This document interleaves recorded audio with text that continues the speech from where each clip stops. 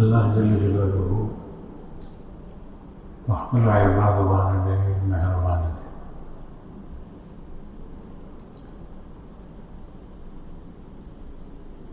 दे आयत करीमा के अल्लाह जल्ल जलालुहु पैगम्बर को फरमाई कुल पैगम्बर तो ओ है देखा को या इबादी ए जमा बंदिगा अल्लज़ीना असरफ़ू अला अनफुसिहिम चचा पख्पल ज़ामनो बाने ज़्यादती करे ला तक़नतू मिन रहमतिल्लाह दा अल्लाह दा रहमतना ना उम्मीद कीजिए ना। कुल या इबादी अल्लज़ीना असरफ़ू अला अनफुसिहिम ए पैगम्बर तो ओ आया ए जमा बंदिगानो चे ज़्यादती करे पख्पल ज़ामनो बाने दा अल्लाह दा रहमतना ना उम्मीद कीजिए ना। नो अल्लाह जल्ल शानहु बंदेगान दो किस्में जो आगरी चे तकमीनी तौर सरा दई दा अल्लाह जल्ल शानहु बंदेगान दी और कौनी ज़ाबिता खुदा पाक पागे माने दई चलेगी खो पे शरई ज़ाबिता न चलेगी दा काफिर दी काफिर दा अल्लाह बंदेगान दी दा अल्लाह मखलूकन दे और दा अल्लाह बंदियानम दी अल्लाह पैदा करी दी खुदे मनीना या खुदे मनी खुदा का से शरीक गर्जी या दागद पैगम्बर इनकार कई या दागद किताबों इनकार कई दा हम दा अल्लाह बंदियान दी दे लिहाज से अल्लाह जल्ल शानहु पैदा करी दी और तकवीनी तौर सरा दई दा अल्लाह पाक कौनी ज़ाबिते तगाड़ रखी आगा संगा चे सो अखदे वस्तल न पैदा शो कुम काफिर चे कुम वक्त पैदा शो दे आगा वरस आगा म्याश आगा तारीख बाने आगा सात बाने अल्लाह वस्तु दा अल्लाह दा तकवीनी ज़ाबिते और कौनी इरादे मुताबिक रागा दे अगर नौड़ा में रस्तोना न आगा पख्तुल ख्वाहिश रागा दा अल्लाह जल्ल शानहु दे तोर पैदा कुना तोर रंगे दे स्पिन पैदा कुना स्पिन रंगे दे दा रंग तोर दे स्पिनो ले निशी दा रंग स्पिन दे सो बदरंगो ले निशी खुदा पाक पौड़ी दे पस्तर रोह पैदा कुना रोह दे च पस्तर को बाने उड़न पैदा कुना उड़न दे पजब बाने रोह पैदा कुना रोह दे पजब गुम पैदा कुना गुम दे दा काफिर दे को मुसलमान बेदे दज़मे के पैदा बर आज़म के पैदा को बबल के ना जफदे से और गस्ल इरादे ओ कनो आगा से उशु बेदे कम योजबे से ताल्लुक़ ते अल्लाह जल्ल शानहु जसंगा ओ वस्त आगा से उशु बेरा द काम और खानदान हर संग शे पावे के पैदा को पता न गस्ल न हो खुदा पैदा कर दे न दे अल्लाह जल्ल शानहु कौनी ज़ाबिते की मजबूर है बेजिकल अल्लाह जल्ल शानहु वाणी बदबान तबराशी टुखे पेराशी साड़ी हुई टाइफाइड कैंसर मुख्तलिफ बीमारी जन सबा ब्या दबाने शेरा जी दे मन खोल नहीं शेर दे इलाज कई लेकिन अल्लाहुम्मा ला मानिअ लिमा आतैत व ला मुअतिय लिमा मनअत व ला यनफउ ज़ल जद्द मिनकल जद्द किसी की जद्दोजहद किसी की मेहनत मुशक्क़त किसी की दौड़ भूख तुझसे या अल्लाह उसको कोई फ़ायदा नहीं दे सकती। अल्लाह जल्ल शानहु जज़वाड़ी थी आगा दे अल्लाह जल्ल शानहु ज़ाबिती दलान दे लिहाज सरा काफिर हम दखले बंद और मुसलमान हम दखले बंद مسلمان الله منی، د الله پیغمبر منی، د الله ټولې خبرې منی، کافر یې نه مني. لیکن کافر په دې لحاظ سره پیدا نه دی چې څنګه خدای اوس هغسې پیدا کړی دی، او چې خدای تکویني ضابطې سره څنګه کول غواړي هغسې کېږي، د الله د ارادې نه دی بله نه شي کولی. بیا مسلمان هغې کې بیا دوه قسمه خلک دي. یو هغه دي چې هغوی داسې وخت تېر کړو په دنیا کې چې خدای مني، لیکن د الله جل شانه معصیت هغه نه کوي. انبیاء کرام، صدیقین، د الله جل شانه مقربین، بندگان، هغوی په دنیا کې داسې ژوند تېروي چې ډېر په احتیاط سره قدم کېږي چې الله جل شانه ناراضه نه شي. د الله د معصیت او نافرمانۍ نه ځان ساتي. دویم قسم هغه مؤمنان دي چې هغوی په خپل نفس باندې دي مؤمنان، په خپل نفس زیاتې کړي. دې آیت کریمه کې هغوی ته خطاب دی، او چې څوک د لومړۍ طبقه ده نو هغوی خو خود په دې کې داخلي. الله جل جلاله خپل خوب پیغمبر صلی الله علیه وسلم ته فرمایي: قل اے پیغمبر ته ووایه یا عبادي، اے زما بندگان، زما د طرف نه زما د بندګانو ته ووایه الذین اسرفوا علی انفسهم، چې چا په خپل نفس باندې زیاتې کړې، لا تقنطوا من رحمت الله، تاسو د الله د رحمت نه مایوسه کېږئ مه، ناامیده کېږئ مه. زیاتې څنګه کړی دی؟ مثلا یو کس دی هغه مخکې کافر او مشرک و، او بیا وروسته د هغه په زړه کې د هغې راپورته شوه، یو رڼا برېښنا راغله، هغه مسلمان شو. د سیرت په سلسله کې د جمعې بیاناتو کې د حضرت خالد بن ولید رضی الله عنه واقعه په دې جمعه باندې بیان شو. هغه وایي چې ما به کوم جنګ د مسلمانانو سره وکړو چې زه به واپس راغلم، نو ما به وایي چې زما دا هر څه عبث دي، او ما به وایي چې دا سفیده نه لري، دا جنګ کې د مړانه د مسلمانانو خلاف چې کله کافر او مشرک د دې هیڅ نتیجه نشته، دا هر څه عبث دي. دا به مې په زړه کې راتله. بیا آخر کې رو رو رو رو دا داعیه او دا تقاضا نورم شدت مې وکلکېده. بیا د رسول الله صلی الله علیه وسلم د عمرة القضا په موقع د ده تذکره چې خالد ابن ولید، خالد چېرته دی؟ د ورور نه. او بیا دا چې دا خو ډېر هوښیار او عقلمند انسان دی، او دی څنګه د اسلام نه پاتې شوی. دې خبرو سره بیا د حضرت خالد بن ولید رضی الله عنه په زړه کې هغه جلا، هغه رڼا، هغه برېښنا هغه نور مضبوطه شو. او بیا تفصیلي واقعه بیان شوې وه.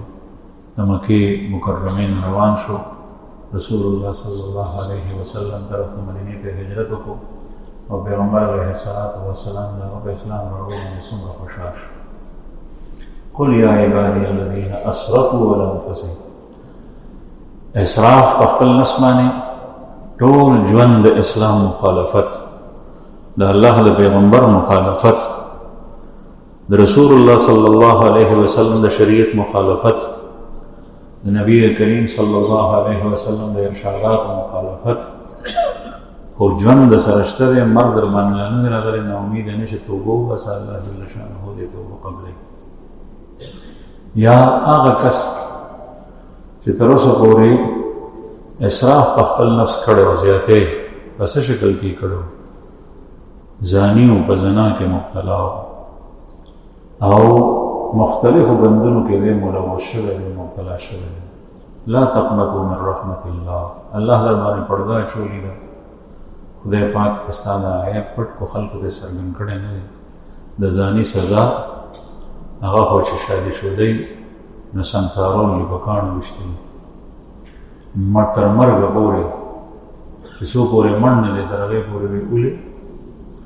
او چې غیر شادي شوی نو بیا سل دورې وایي، نو تذلیل، سپکاوی، बेइज्जती बेला او داسې د ذلت مرګ باندې مړ کېدل دي لیکن الله پاک پتا باندې پرده واچو هغه ستار او عیوب دي تا اسرافکم لا تقنطوا من رحمت الله اوسم دا آغا رب دا رحمت نا امید کېږه ما توبه وباسه الله جل شانه دې معاف کړي یا عبادی الذین اسرفوا علی انفسهم سود دی خوړو ټول عمر د سود دی پیسې ورکولې په بینک د کاروبار د سود کولو اوس تا په زړه کې راځي چې دا سود خو حرام دی چېرته دا عالم په بیان کې دی اورېدل چېرته چې چا نه مسلې ته پوس وکړو یا د په کتاب کې وکتل قل یا عبادی الذین اسرفوا علی انفسهم سود دی خوړو ځان د اسراف او زیاتې کړی دی دا الله د رحمت نه امید کېږه ما که شیطان دا ورته وایي چې ټول عمر د سود خوړلی دی اوس به څنګه توبه وباسي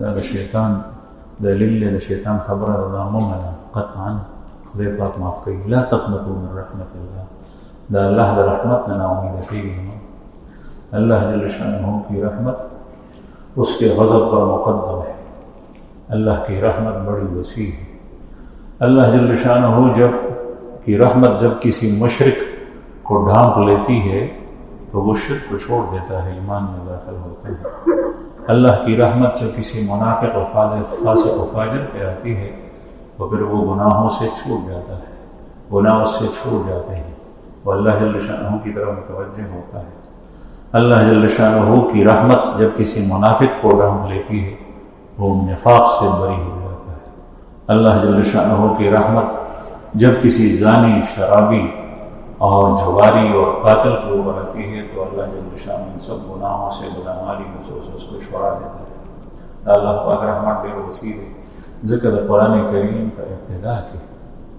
قرآن پاک کا ابتدا کی اللہ جل شانہ بڑے صفاتوں کے رحمان اور رحیم صفات ذکر شی بسم اللہ الرحمن الرحیم امام شافعی رحمہ اللہ فرمائے سیدھا بسم اللہ سورہ فاتحہ جز دے اڑمبے آیت دے امام ابو حنیفہ رحمہ اللہ فرمائے کہ بسم اللہ الرحمن الرحیم میں کلام پاک حصہ دا خدا ټول سورتونو په سورہ فاتحہ جز نه دی په ټول سورتونو تقسیم شوی هر سورت په ابتدا کې راځي پاغه کوم الرحمن الرحیم او بیا الحمدللہ رب العالمین الرحمن الرحیم بیا الرحمن الرحیم یہ اللہ کی رحمت ہی تو ہے کہ جس نے اپنے بندوں کو سیدھا راستہ دکھایا اس پر چلے تو دنیا کی بھی کامیابی اور آخرت کی بھی دادا اللہ رحمت تقاضا دادا اللہ جل شانہ رحمت اور اللہ پاک رحمت دا غضب غضب باندې مقدم ہے ثابت ہے یعنی چې کله انسان نس غلطی وشي دا الله جل شانہ رحمت ډیر دی او غضب یې رسته دی یو حدیث مبارک کې راځي تاسو ته دین اندازه ولرئ چې کله انسان د ګناه اراده وکړي د ګناه اراده هم خیال په ذهن کې راشي الله جل شانہ په غیبانه نیول نه کوي تر څو پورې چې سعی شروع کړي کوشش هغه پسې روان شي چې ویکا نو یو ګناه ولیکلی شي او چې کله انسان د نیکۍ اراده وکړي نو یو نیکي ولیکلی شي او چې ویکا نیکي نو لس چنده ولیکلی شي اور 300 پورې یا زیات هم لیکلی کېږي اوس اندازه ولګوئ د الله رحمت مقدم ان رحمتی سبقت غضبی میری رحمت میرے غضب کے اوپر سبقت لے گئی ہے سبقت ہوا ہے گناہ نہ لکھلے کېږي راځي صاحب نیکي لیکلی کېږي او چې نیکي ګناه وکړي نو یو ګناه لیکلی کېږي او چې نیکي وکړي نو لس لیکلی کېږي الله جل شانه فضل دی دا هغه رحم دی عدل خو یې دا چې یو ګناه کې یو ګناه لیکل کېږي او یو نیکی لیکل یو نیکی لیکل کېږي لیکن دا څومره فضل ذو الفضل الله جل شانه ډېر فضل خاوند نو کې یو سړی ټول عمر په یو ګناه کې مبتلا شي په کال او یا کال په دې کې تیر شي پیدا او یا کال یې تیر شي آخر کې دې هغه نه توبه وسی نو مایوس کېدل نه وکړه دا الله جل شانه کته سود خوري کته رشوت اخلي کته نه زنا شوی دا کته شراب او کباب کړی دي کته قتلونه کړی دي رسول الله صلی الله علیه وسلم د بنی اسرائیلو د یو کس واقعا حدیث مبارک کې خپل بیان کړ او وی فرمایي چې دی یو کم سل قتلونه کړي، یو کم سل، یو قتل ډېر شوی دی. قرآن کریم کې الله پاک فرمایي ومن یقتل مؤمنا متعمدا فجزاؤه جهنم خالدا فیها، چې چا یو مؤمن قتل کړ د ده سزا جهنم نه دی، به همیشه یې باندې. او دوی یو کم سل قتلونه کړي. بیا په زړه کې یو داعیه راپورته شو. دا یو عجیبه شی دی، کله چې مو په زړه کې د نیکۍ خیال راشي یا د ګناه د پرېښو دا ضایع کوئ. دا د الله پاک د طرف نه دعوت، دا ضایع کول نه دي پکار. لکه زه ګل نواز صاحب ملګری دی، ده ته ست وکړم چې ما سره روټۍ ته ایثار شه، ما سره چایو ته ایثار شه.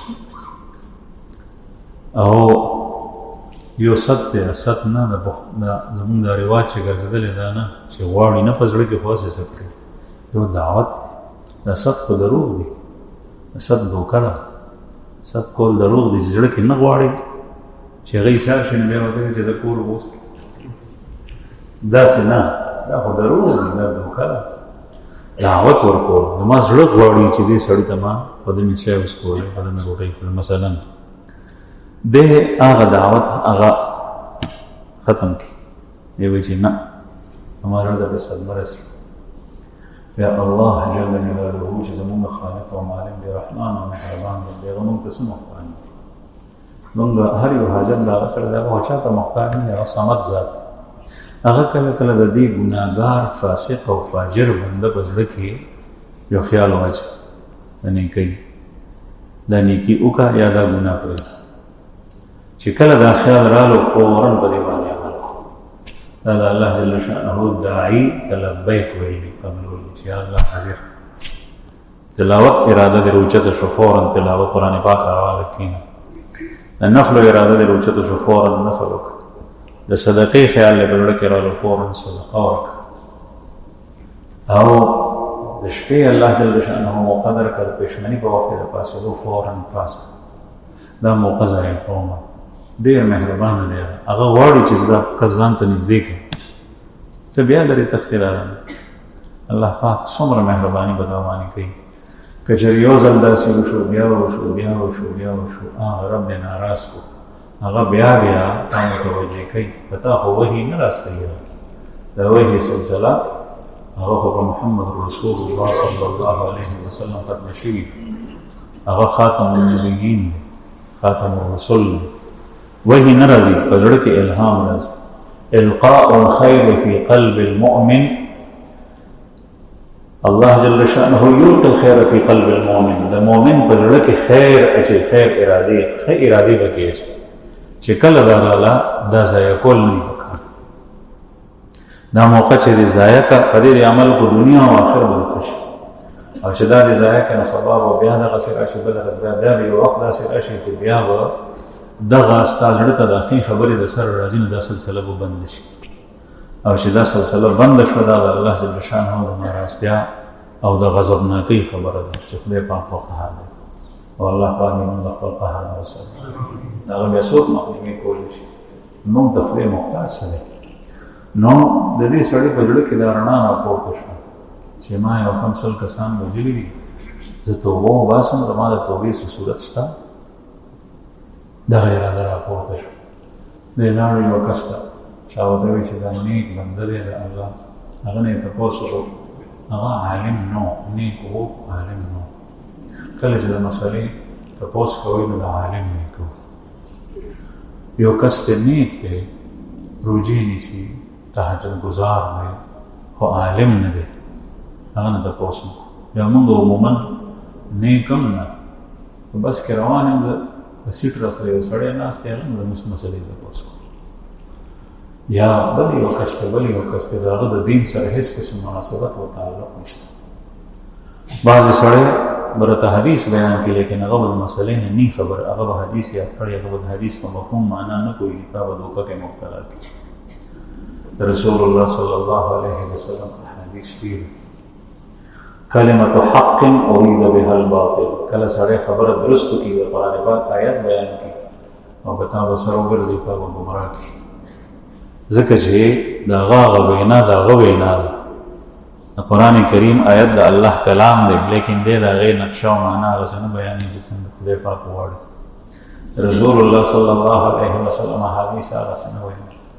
نو تپوس د داسې کس نه کول پکار دی چې هغه عالم وي او د هغه علم، د هغه تورع، د هغه تقوا، د هغه للهیت هغې باندې د زمانې نیکانو خلکو اهل علمو هغې د هغه تایید کړي. موږ چې د امام ابو حنیفه رحمه الله تقلید کوو نو اسې نه کوو، کتابونه ډک زموږ د امام صاحب سیرت، حالات زندگی چې ورته موږ وایي مناقب، هغه صرف احنافو نه، شوافیو، حنابلو، موالکو، ډېرو خلکو لیکلي، ډېر کتابونه دي. د زمانې غټو غټو محدثینو، فقهاو د هغه په علمیت، د هغه په اجتهاد، د هغه په تقوا باندې اتفاق کړی دی. موږ یې هله تقلید کوو. نن سبا یو کس تا ته وایي هغه د ناشنا ځای دی، نه یې ایجنه نه یې پېژنه، د هغه په خبرې پسې ځي او د امام صاحب هغه اجتهاد او د هغه مقام او مرتبه هغې باندې خلکو تاییدي کلمات دي، کتابونه ډک دي، هغه پرېږدي. دا خو عجیبه خبره ده. دا خو ضمناً یو خبره راغله، نو د یو عالم نه د دیني مسلې تپوس کول غواړي. ډاکټر ته چې سړی ځي بیمارۍ لپاره، نو ډاکټر ته ځي، او چې ګوړې رشتو ته ځي نو زمیندار ته ځي. نه چې کله د دین مسلې تپوس کوي نو بیا عالم ته تلل پکار دي. زنانو نه په کور کې تپوس نه کوي، د یو کس او بل کس نه تپوس نه کوي. نو دی راغلو دا سړی نه کو ورته یې وایي چې دغسې زه ته وباسه، خو ما یو کم سل کسان وژلي. هغه ورته وایي چې د مخې نه مې لرې شه، ورک شه، یو کم سل کسان دې وژلي دي او بیا ته وباسه، دی دې نه معاف کړه. هغه کس غوسه شو او هغه ورسره چونکې خبره سخته وکړه، دی خو مخته و، سترګې سرې وې، بس تورې راواله شوه، هغه نه مې سره پرې کړو، سل یې پوره کړه. بیا ودرېږی چې یو کم سل دی چې دا سل خو پوره دي. د هغې نه پس بیا پښیمانه شو، دا ما څه وکړه، دا خو مخکې یو کم سل اوس مې سل پوره کړه. بیا یې په زړه کې هغه جیلان او برېښنا وه. بیا یې چا نه تپوس وکړو چې یاره زما توبه به خدای قبوله کړي، زما د توبې څه صورت دی؟ چا ورته وویل چې فلانکي کس ته لاړ شه، هغه پوه دی، هغه عالم، هغه ته لاړو، هغه ته یې وویل، هغه ورته وایي چې الله جل شانه ته ورته وایي قل یا عبادي الذین اسرفوا علی انفسهم لا تقنطوا من رحمة الله. اے زما بندګانو چې په خپل نفس باندې اسراف کړی، زیاتې کړی دی، د الله د رحمت نه ناامیده کېږئ مه. چې څه څو پورې دی په دې بدن کې ساه غړي، زنګدن دی نه دی شروع شوی، مایوسه نه شي، لارې خدای پاک پرانیستې دي. او په شرط د دې که ته هدایت غواړې او ته الله جل شانه طرف ته تګ غواړې، او تر څو پورې نور د قبلې نه نه دی راغلی، تر هغې پورې الله جل شانه ته معاف کوي چې څه وخت هم ته الله جل شانه ته رجوع اخلاص وکړې.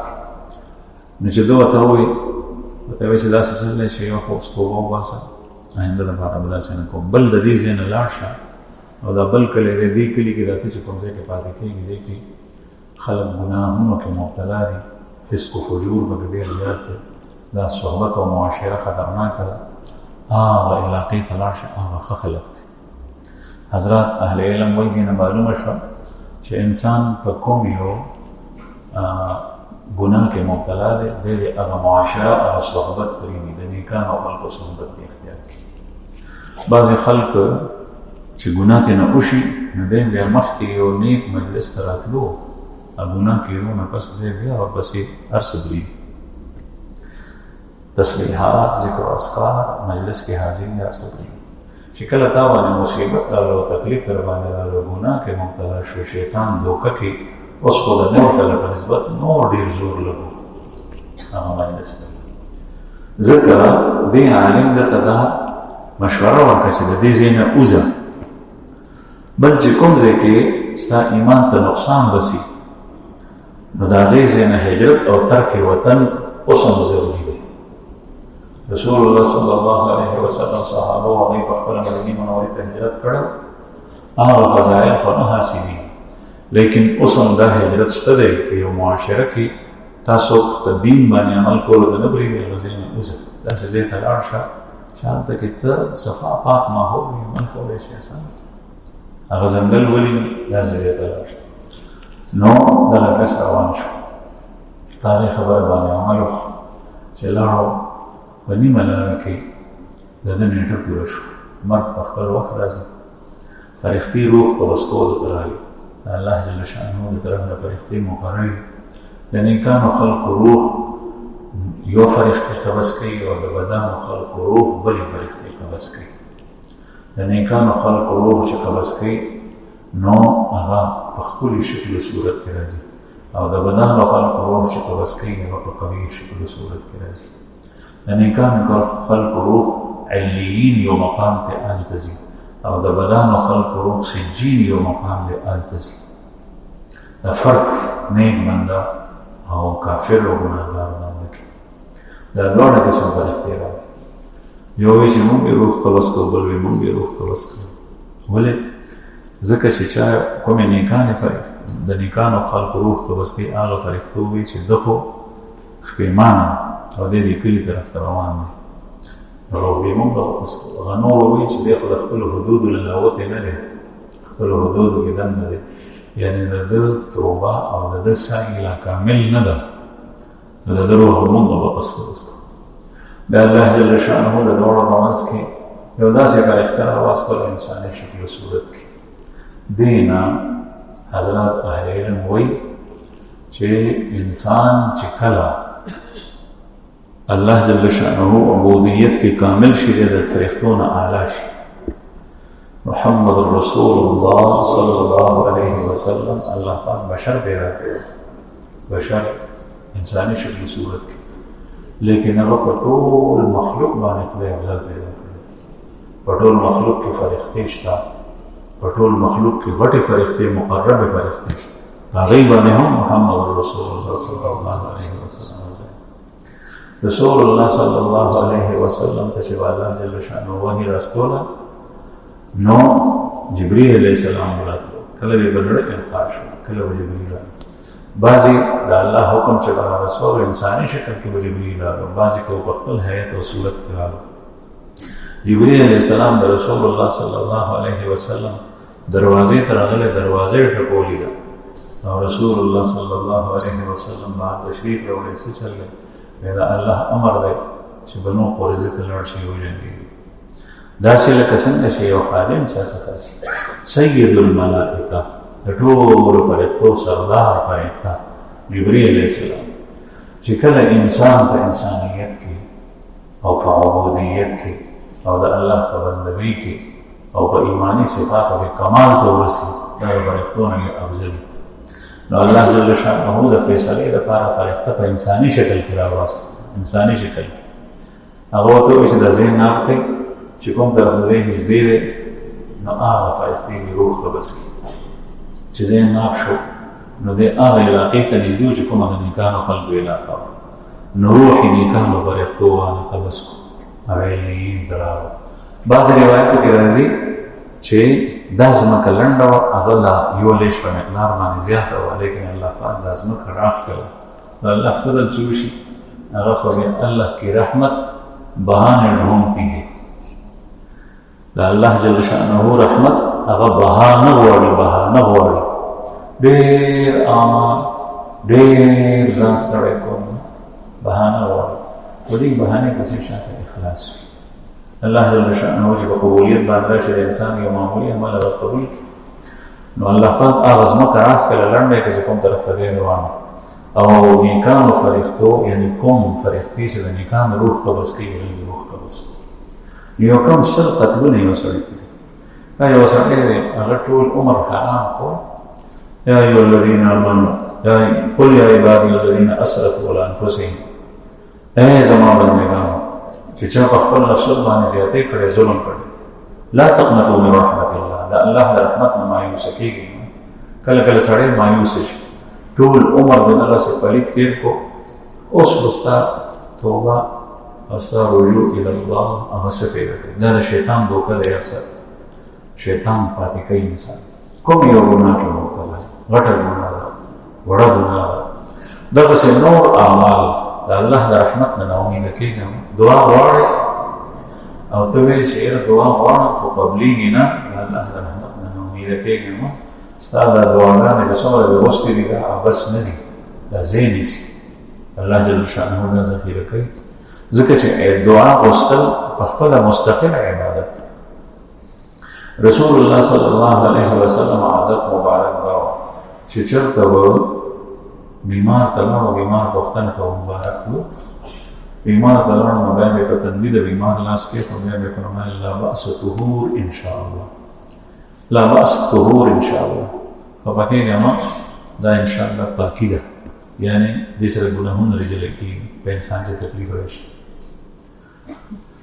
یو ځل د یوه بوډا پوښتنې ته لاړ نبی کریم صلی الله علیه وسلم حسب معمول حسب عادت شریفه هغسې وفرمایل چې لاس یې پکې ایښی لا بأس طهور انشاءالله هغه بوډا زر وایي بل حمى تفور على شيخ كبير تزيره القبور وتقول لا بأس طهور ویسه دا خو زما تبه ده سخته شیبه ده تبه مې ده او ما پرېږدي نه ما به مړکۍ ختمی نه ته وایې چې طهور دی یعنې د رسول الله صلی الله علیه وسلم هغه ارشاد مبارک یې وانغښت هغه یې رد کړو بیا نبي کریم صلی الله علیه وسلم فرمایي چې څنګه ته دغسې دی د بیا به مړ شو په استفادې کې نو رسول الله صلی الله علیه وسلم ارشادات اوس نشته بیمار ته مایوسه کېدل نه دي پکار د کینسر بیمار د زړه بیمار هر یو تکلیف کې چې مبتلا یې د خپل رب نه مایوسه کېږه ما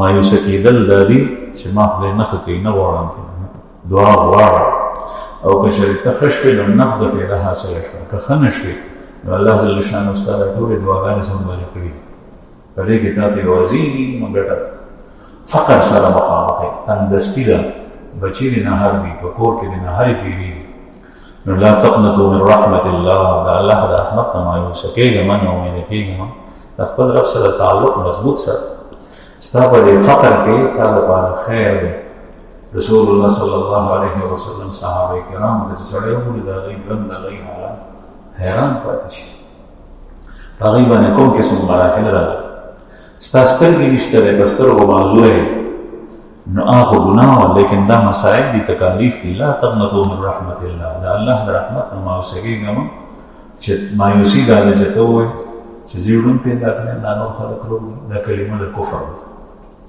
د الله جل شانه په کړو باندې صابر اوسه الله جل شانه یا الله تا نظر عظیم ته مې عافیت نصیب کړي ته د دې سترګو په بدل کې دنیا کې ما ته نظر راکولی چې نظر مې ښه کړي او بیا چې کوم نو په آخرت کې په دنیا کې د دې ښې عوض ما ته راکړي امام بخاري رحمه الله چې د مور نه پیدا شو ما درزاد ړوند و د سترګو باندې ړوند نابینا مور ډېره زیاته خفه شوه نیازبین زوی و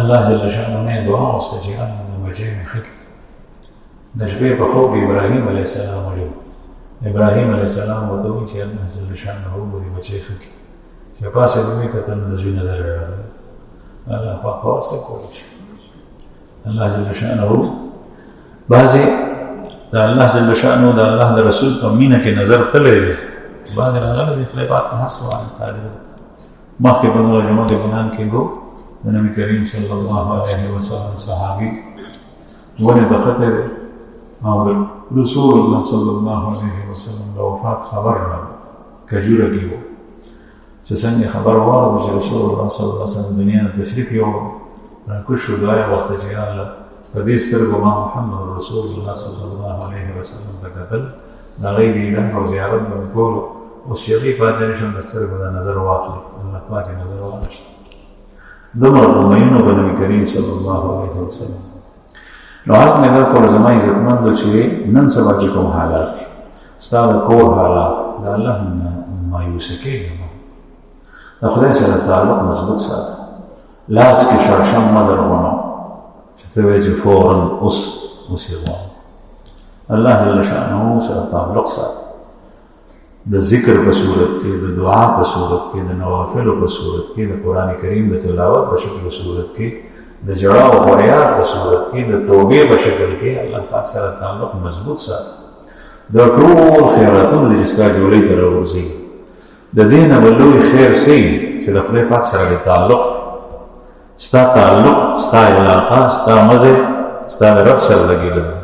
که یو سړي سره په اربون روپۍ په یو ځای راځي د خدای نه لرې دی، هغه بدقسمت او بدبخته دی.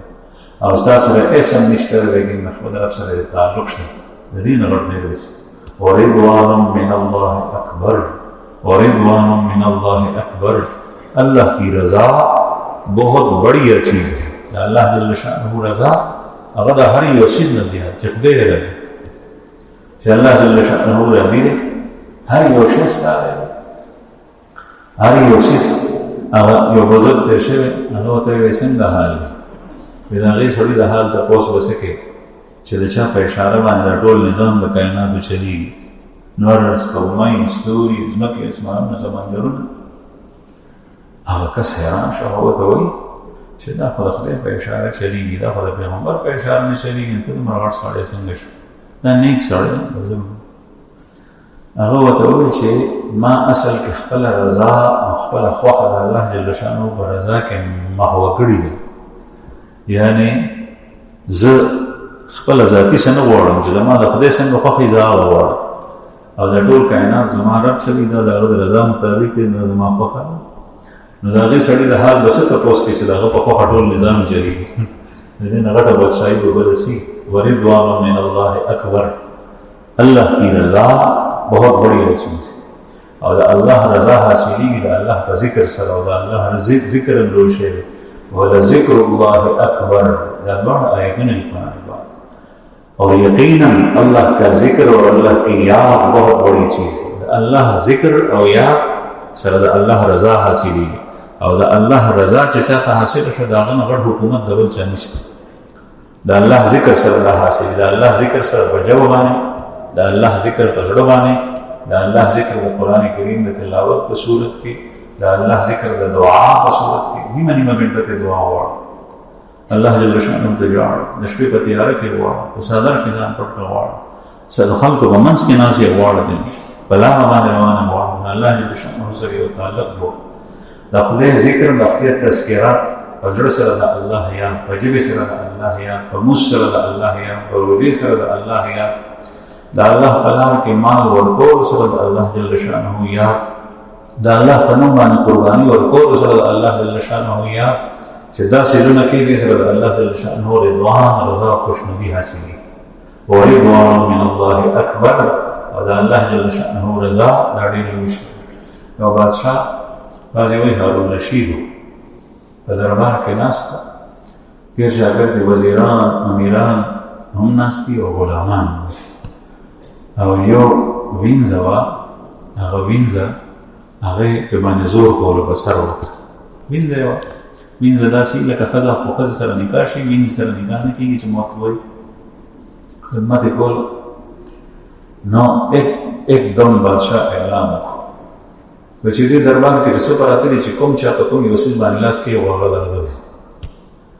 هغه د هغه دی چې چا په سرو زرو لاس کې خو زر باندې دي، چې چا په سپینو زرو لاس کې خو هغه سپین زر باندې دي، چې په چا په غمو باندې لاس کې خو غني باندې دي، چې چا په کوم یو څیز باندې لاس کې خو هغه ټول خلکو منډه کې د مال او دولت غرضیان هوړي، چا یو طرف ته چا بل طرف ته. دا وینځه ولاړه د بادشاه په لاس په سر باندې لاس یې کړی، ځکه چې بادشاه یې چاپي کول نو مالش کړی. نو بادشاه حیران شو، نو دې ته وایي چې ته ولې نه ځې؟ دا ټول خلک ولاړ او ته ولاړ. او دی چې صاحب ما لاس یې په څه باندې په بادشاه باندې، چې بادشاه زما شي هر څه زما دی، بادشاه زما شي. من کان لله کان الله له. چې څوک د الله شي نو الله پاک د هغه شي. جدر مولا قدر شاه دوله. شاه دوله په دې سیند کې یو بزرګ تېر شوی دی، د دې اباسین په غاړه دریای سیند چې ورته وایي، علاقه د سکر خواوشا کې. هغه سیند کې اوبه راغی، سیلابي ریله راغلې وه، هغه سیند ته خلکو پشتي تړلې وه، خطره وه چې اوبه ډېرې شوې، دا به دې پشتۍ را واوړي، کلی به ټول غرق شي. دې بزرګ ته خلک راغلل، بله لاره ونه، سیند خو څوک نشي ځارولی، ورته وایي چې په کلي باندې سیند راوړي. هو ته نیک بندې د الله جل شانه الله ته سوال وکړ مونږ د امین وایي استاد دعاګانې خدای قبلوي چې دا سیند منع شي. هغه ورته وایي چې تاسو غواړئ د خدای نه دعا ما پرېږدئ خپل کار. بعضې بزرګان مغلوب الحال د الله نه دعا هر وخت غوښتل پکار دي. د دې بزرګانو مختلف حالات دي په ځان نه پوهېږي دومره مخ وایي د الله جل شانه سره په محبت کې چې کله کله به دعا غوښتو شرم ورځي ځکه چې حالت یې نو ورته وایي چې ما پرېږدئ تاسو ځئ. هغې ورته وایي چې نه په دې وخت کې ته زمونږ به کار رانه شي مونږ دا نه پرېږدو مونږ سره لاړ شه دعا وغواړه چې خدای پاک دا سیند منع شي. وایي ښه راځئ یو ګنتۍ راوړئ ګنتۍ خلکو راوړه چې په ګنتۍ به خدای خبر څه کوي چېرته یو کونج به ویني په هغې کې به دا سیند راګېرېږي چې ګنتۍ یوه په دیوال له پاسه وختو ګنتۍ لاس کېده او هغه دیوال ته یې راخلاصي دیوال ماتوي. خلکو ونیو وایي صاحب داسې کې دا سیند خو هسې په دیوال نه پاسه راوړي ته خو دیوال ماتوي چې زر راشي. هغه ورته وایي چې د خدای خوښه وي چې دا کلی غر کړي نو زما په سر کې خوښه ده جدر موله وبرشادوله چې څنګه د خدای خوښه ده هغه څنګه خوښه. دا بیل حالات کې دي ته غلبه حال ده. دغه وخت کې چې انسان په هوش کې وي نو هغه ته د الله جل شانه د عافیت سوال کول پکار دی د عافیت سوال. لیکن بعضې بزرګانو حالات دې حد ته لاړ شي چې یو کلی دی یو خلک یې نافرمانۍ کې مبتلا دي منې کېږي نه. حضرت نوح علیه السلام ته الله جل شانه په ذریعه د وحي وایي چې بس دا کافر نور ایمان نه راوړي نو ویې وایي چې رب لا تذر علی الارض من الکافرین دیارا اے زما پروردګار په ځمکه باندې د یو آباد کافر کور پرېږدئ ټول حالت او خدای پاک هغسې وکړه دا دعا یې قبوله شوه. زما عزتمند عرض میدان کولی چې د الله جل شانه رحمت ډېر وسیع کله هم چې څومره ګناه کې مبتلا یې د الله نه مایوسه کېږه الله نه مایوسه کېږه ما پیمانه شه خدای ته رجوع وکړه یا الله ما معاف کړي